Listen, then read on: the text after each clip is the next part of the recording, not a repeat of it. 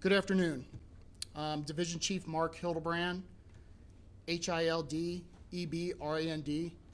I'm a Division Chief over the Investigations Division, the Aurora Police Department.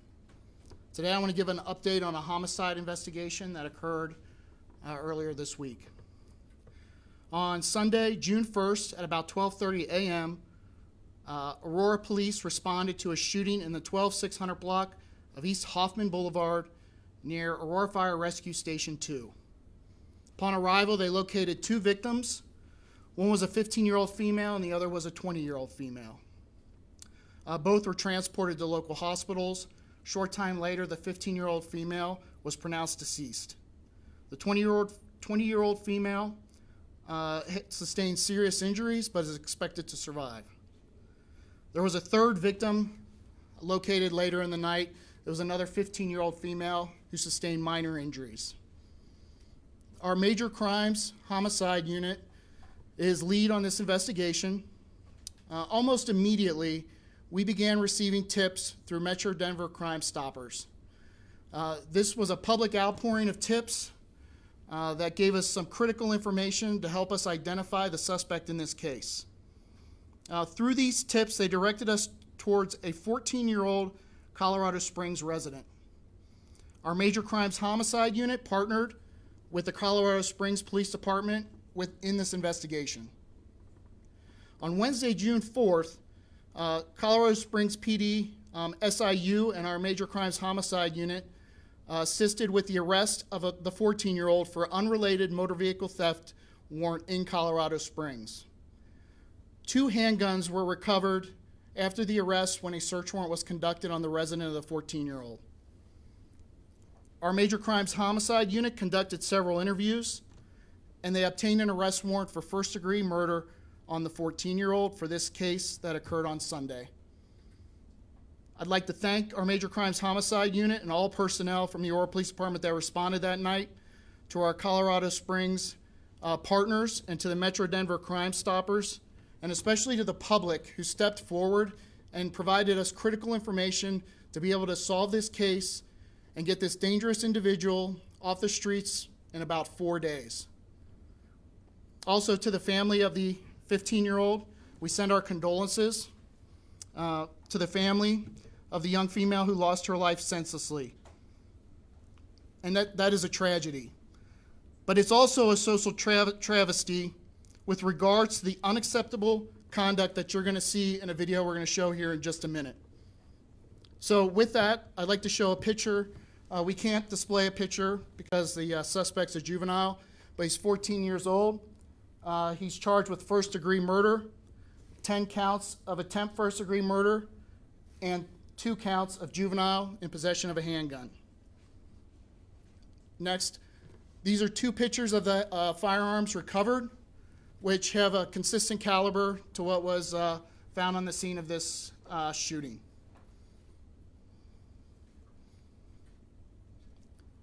Finally, if you pause that and start that over, sorry. Before we start this, I want to provide some context. So we believe there was a pop-up party on social media that occurred in Denver. That party relocated to this area over on Hoffman Boulevard. There was a group of juveniles, a lot of females, and they were drinking and partying at 12:30 a.m., so well after late into the night. During this event, they were live streaming, and several groups from around the area responded to this location to engage in this behavior and activity. During that, we know that there was an altercation between 2 groups. During that altercation, there was a fight. A lot of juvenile females were involved in that fight. After that fight is when the shooting occurred.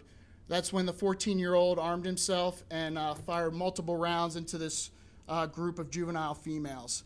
The video you're going to see is a depiction of that fight.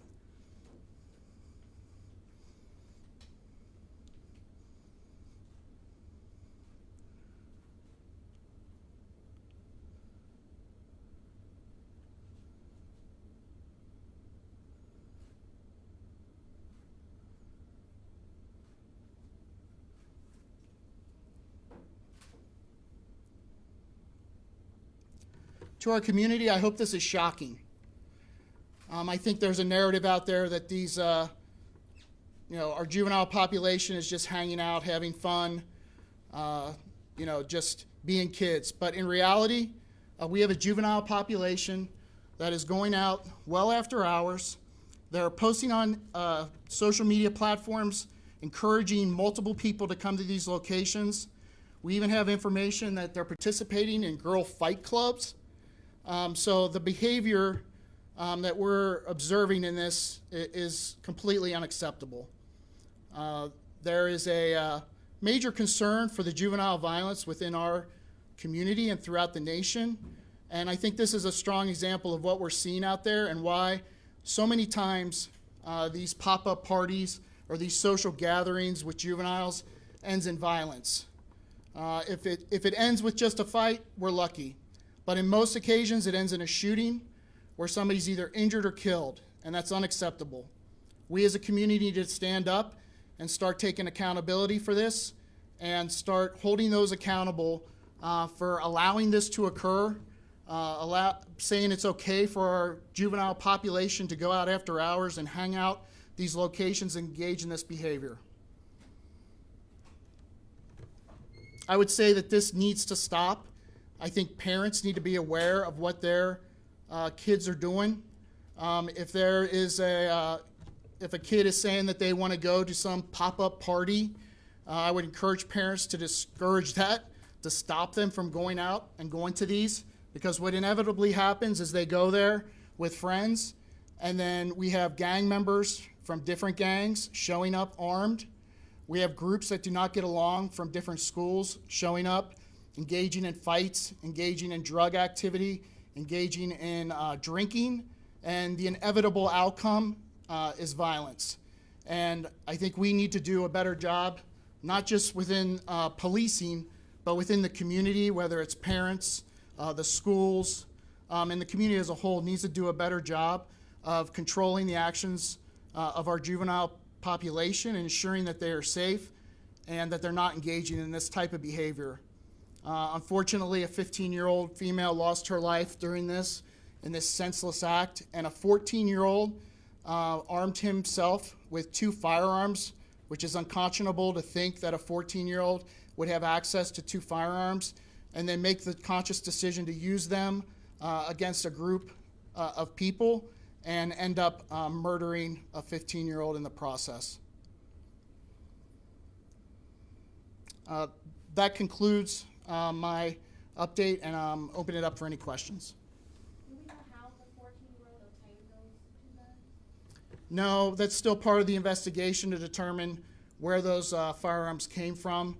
But we do know he came from the Springs with a group up here. We don't know exactly why. We can only presume it was to engage in some sort of activity or one of these parties or attend one of these parties. And then that's where it devolved into the fights and then the shooting. Were both guns used in the shooting? We're still confirming whether or not these were the guns used in the shooting, but there were multiple caliber casings recovered from the scene, so we do believe at least 2 firearms were used.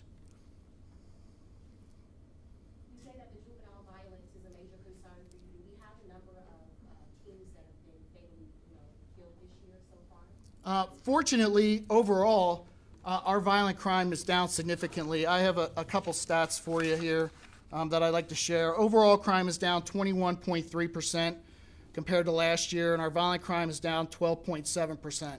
So I can tell you with the strategy under Chief Chamberlain, with our changes in policy, the Aurora Police Department is much more proactive than we ever have been in the past. We are interrupting violence. We are stopping criminal behavior. We are trying to do everything we can to hold those that are victimizing others accountable for their actions and get them off the street immediately. So as we're doing that, a lot of our violence was involving our juvenile population. So the more we're proactive in policing, the more that we're able to intervene and interrupt that violence before it occurs. So we are seeing a decrease in violence overall and within our juvenile population, but just one instance like this is unacceptable. And that shows the the crisis that we're in, because we cannot have anyone being murdered at the hands of gun violence, but it's especially shocking when it's a juvenile. What's your message to other juveniles or other young people that might be considering engaging in this behavior or fight clubs otherwise? Well, I think it's probably human nature for juveniles to want to go out and hang out with friends, and probably in some cases it is, it's for just to be with their friends. There is no intention to be involved in criminal activity. Unfortunately, what ends up happening is criminals end up finding them, and it's always going to be a recipe for disaster. When they are posting this on social media, it just opens up the world for others to see what's going on, where it's going on in real time, and get to that location and start to have conflict with others that, like I said, will devolve into violence. So if I was to give any message to juveniles, is please do not partake in this. Please do not go to these pop-up parties. Find other ways to have fun and hang out with your friends. But anytime these things are occurring, we see it time and time again that they end poorly. And I will tell you that the Aurora Police Department will not tolerate this during this summer. So, and to anyone, if you're thinking about coming to Aurora and to commit crime, I would tell you to think twice. Because we are not going to allow you to victimize people within our community, and we will hold you accountable. Do you know if this 14-year-old had a prior criminal record? When he was arrested, it was for a motor vehicle theft warrant out of Colorado Springs. So other than that, I mean, he's so young that we don't have much other information at this point, but we do know he was involved in criminal activity based on that warrant that was out for his arrest. What do you know about the 14-year-old child's home life, if anything? I can't speak to that. I do not know what his conditions are or home life is. It is in Colorado Springs, so I cannot speak to that. You mentioned the fight appeared to be between two groups. Are those organized groups like gangs, or are they more disorganized groups? We're still trying to determine the involvement of everyone and what their connections are to one another. I will tell you, we do believe there were gang members there from potentially different gangs. But this looked like it was particular between a group that relocated from that Denver location to the Hoffman, and then some individuals that may not have been there showed up, and that was the Colorado Springs group. And then there was an altercation between those two groups. Was it a gang versus gang? I don't believe so. But there were two definitely distinct groups, and that group from Colorado Springs definitely was the initiator of causing problems within this other group. But to the same point, the first group was there after hours, drinking, partying at a location they should have never been at. And really, this isn't location specific. This could have happened anywhere because they just decided to relocate to this place. And start to continue this behavior from when they came to Denver. So this could have happened anywhere. And unfortunately for law enforcement, it's hard for us to respond because this is being posted in live, and they're selecting a location and they're gathering very quickly, and these devolve very quickly. So if we get a heads up on them, we do go and try to interrupt and intervene to prevent this type of violence from occurring. But we're always playing catch up. Is there any indication that the parents might be at all liable down the road? Is there any consideration there in this case? I will tell you there's always a possibility of additional arrests and additional charges against other people that may be determined to be actors or enabled this or supported it. But at this time, we're not aware of any additional charges on any persons right now, but that is a possibility. I don't know how many shot. I know we probably had between 10 to 15 shell casings recovered on scene. But yes, one of those rounds was fatal. You might have already said this, I apologize. Do you believe he's the only one that fired shots, or multiple people shooting? At this time, we believe he was the shooter involved in that struck these individuals. We don't have any other information that there were other shooters, although we do believe there were potentially other armed people there during this. The charges against him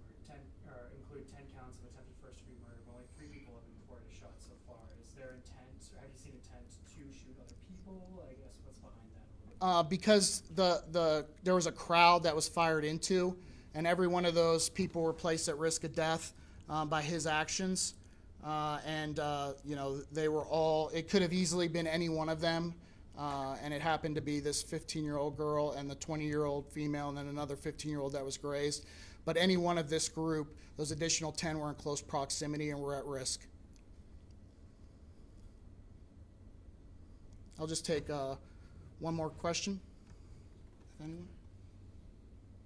Any other final thoughts or takeaways on this?